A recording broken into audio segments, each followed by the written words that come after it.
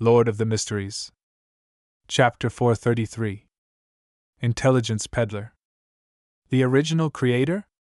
Klein was stunned for a moment, and then he immediately thought of the intelligence that old Kohler had previously given him.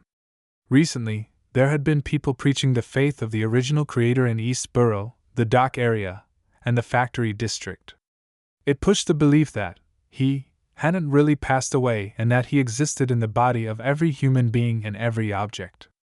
As long as one served him wholeheartedly and praised him, then not only would his believers be redeemed after death, but they would also enter his kingdom. They would also suffer tremendous improvements in their present life, for instance, having sizzling meat to eat every day.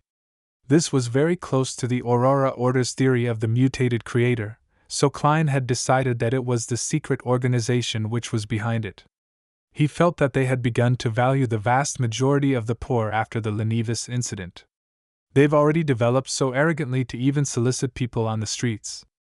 Klein hesitated and replied, "I've heard of that." The well-dressed middle-aged man immediately revealed a smile. "Then, do you know about the incoming apocalypse? Do you know that the original creator will create a sanctuary to protect his believers?"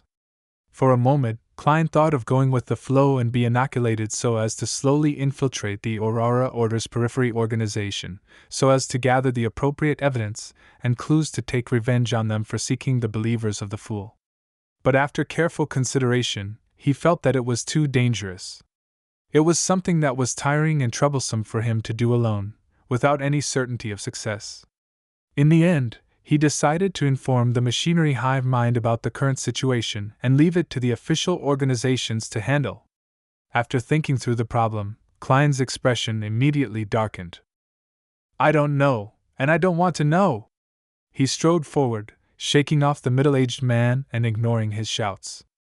On the way out of East Borough, he watched carefully and found that the workers who had lost their jobs due to the off-season and the efficiency improvements from textile machines were grouped together. They were being comforted and were listening to the preaches from people of unknown identities.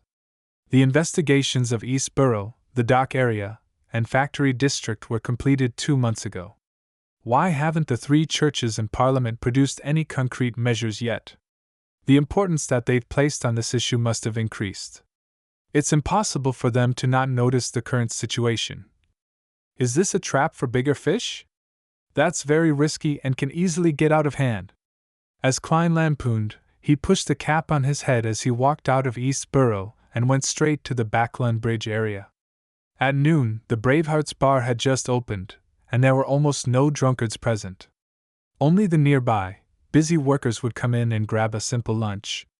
Klein mingled with them and spent 10 pence on wheat bread with pork sausages and a glass of Southville beer, making himself appear rather rich. After leisurely filling his stomach and finishing his beer, he looked at the bartender. "Is Casper's Colleen in here?" He planned on replenishing some of his ordinary ammunition while he was here. The bartender glanced at him. "It seems like you haven't been here in a while?" "Casper's is dead." It's said that he was a little restless while sleeping at night, wrapping himself in a tight bundle and suffocating himself in the end. Heh, I don't really believe that kind of thing would happen. I've only heard about such things in ghost stories, but that's what those black and white dogs say. Black and white dogs were referring to the police who wore black and white checked uniforms. Suffocating himself to death? That sounds like mysticism. Was it because the Rose School of Thought's high-sequence Beyonder was unable to find Miss Sharon and Merrick, and thus, they chose to kill someone to vent their anger? Where's the bearing of being a high-sequence Beyonder? In that case, Casper's wasn't able to contact Miss Sharon. Perhaps they've already left Backlund. Casper's wasn't prepared for the dangers of the Beyonder world. If it were me, I wouldn't have returned to the Bravehearts Bar. I would have taken all the money I saved up and go to another city for a change in environment. However, under normal circumstances, a high-sequence Beyonder wouldn't specially deal with such ordinary people. At most, they would force a mediumship ritual without considering the after-effects.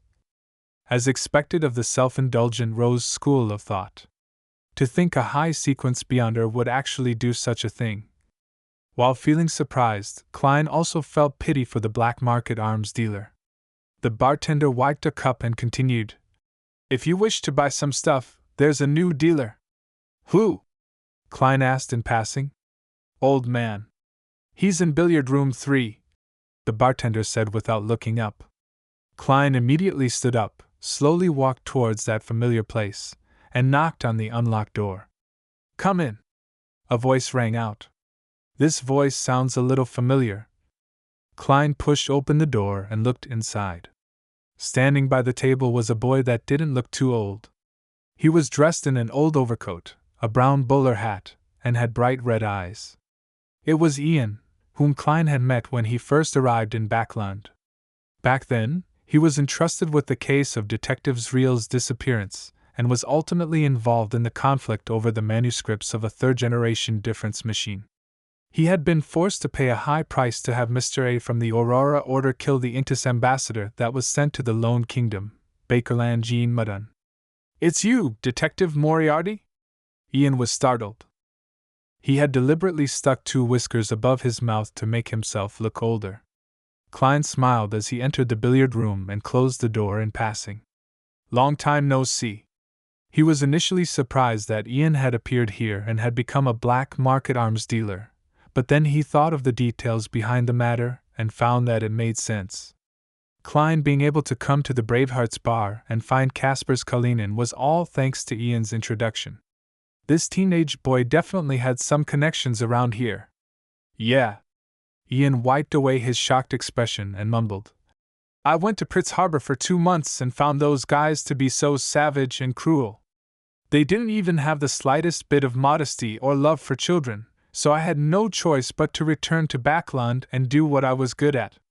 When Kaspers died, I decided to switch careers."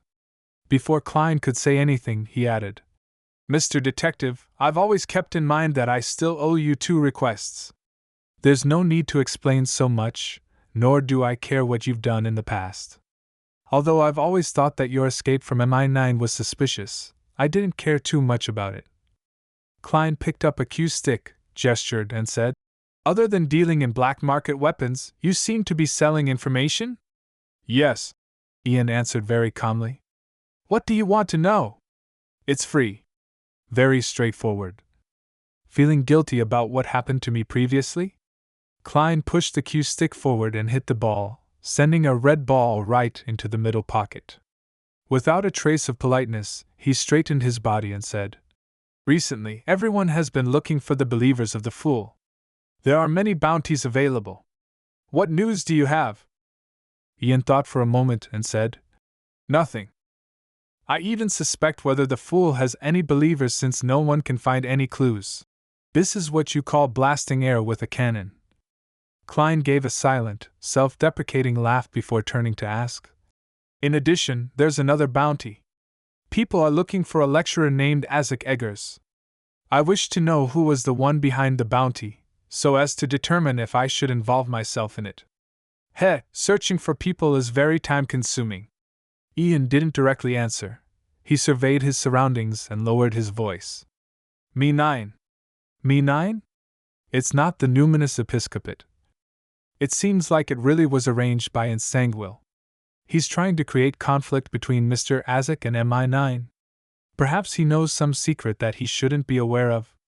A series of thoughts flashed through Klein's mind.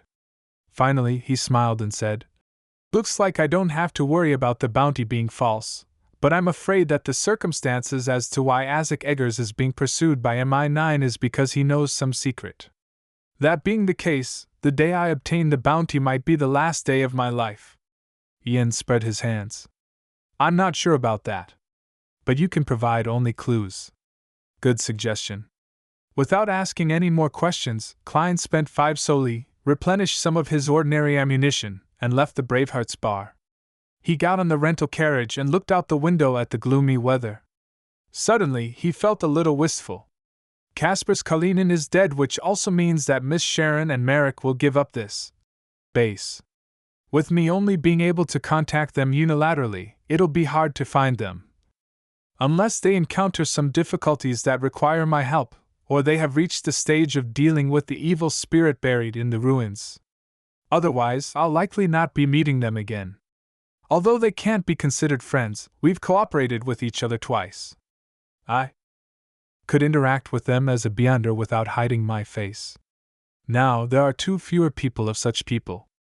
If it wasn't for the Desire Apostle, I would only have an oddity like the vampire, Emlyn White, who I can talk about mysticism with without any disguises. Thankfully.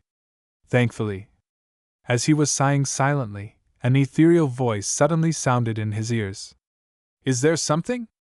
Klein instantly shuddered, and only when he saw who was sitting in front of him did he heave a sigh of relief. He laughed in exasperation and said, Miss Sharon, do you always appear all of a sudden like this? Dressed in a Gothic regal dress and a matching soft black hat, Sharon was sitting quietly on the other side of the carriage, her face as pale as ever. I'll knock on the window next time. Sharon nodded without emotion. She didn't repeat the question, but she looked quietly at Klein in a reserved manner. Knocking on the window all of a sudden? That's equally scary. Klein was in no hurry to mention the matter about the human-skinned shadow, and instead he asked, Has the high-sequence beyonder left? Yes, Sharon said tersely. Klein was slightly relieved as he warned her. It could also be a trap. As he said this, he remembered something and quickly added, I've finished reading the Book of Secrets, and I've obtained the corresponding information from other sources that praying to the primordial moon is prone to problems. It's best not to try. All right. Sharon didn't ask why.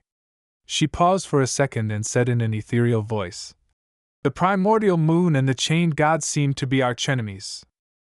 Because they can switch sequences? Or could there be other reasons? Klein thought as he directed the conversation to what really mattered. Miss Sharon, do you know of any places with the characteristic of a human-skinned shadow? Like a puppet, Sharon listened quietly before nodding her head. Yes.